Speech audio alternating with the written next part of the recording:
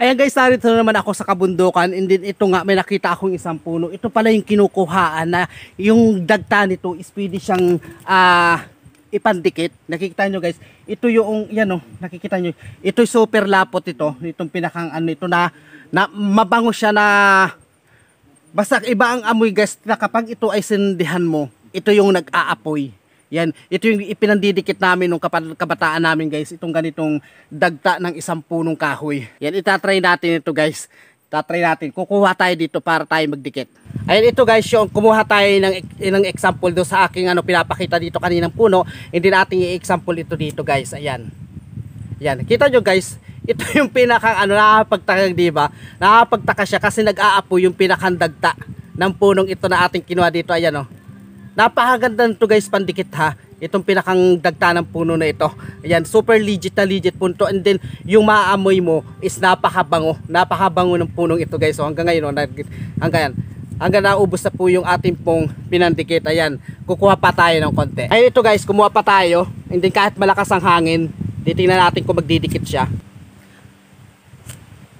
Ayan guys, oh. Kita mo. Napakaganda nito guys, ipandikit itong punong ito.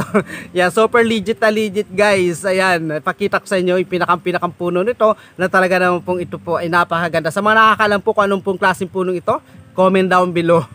Yan, napakaganda to guys. Makikita lang po ito sa mga kabundukan. Ayan, itong ganitong puno. Di ba napakatagal pong maubos oh. Kaunti lang yung nilagay ko pero napakatagal niya mawala. And then bukod pa sa ro, napakabango niya. Napakabango niya talaga guys. Super bango at napakagandang pandikit ito guys. And then yung sa nilalahok ito sa iba't ibang klase ng mga pabango, kaya super mahal po nito. 80 pesos guys ang isang kilo nito, or kalahating kilo yata. Basta narinig ko lang doon sa tao, binebenta nila ito ng nasa 80 pesos. Yan, kasi sa isang araw is nakaka2 kilo sila dito. Iniipon lang nila yung sasako para maparami nila. Kita kasi yung tao dito kanina, hinintay ko lang umalis, kaya pinuntahan ko, sabi ko, tinanong ko kung ano ba talaga ito. Ito daw yung kinukuha nga nila, binebenta nila ng 80 pesos ang dagta nito. Iniipon nila. Kasi sa maghapon is nakakaipon sila dito, natutuyo dito, dito natitimbun yan, sa parte na yan, yung pinakang dagta nito. And then, kasi guys, nakikita nyo yung pinakang niya, is ito yung naiipon-ipon na, yan o, yung parte na yun o, nabubuo-buo na siya, yan yung naiipon dyan. And then kapag marami na yan, kinukuha nila para ipagbili sa bayan, yan. Hindi, napakaganda rin ito guys, ipandikit ha. Napakaganda rin guys itong ipandikit.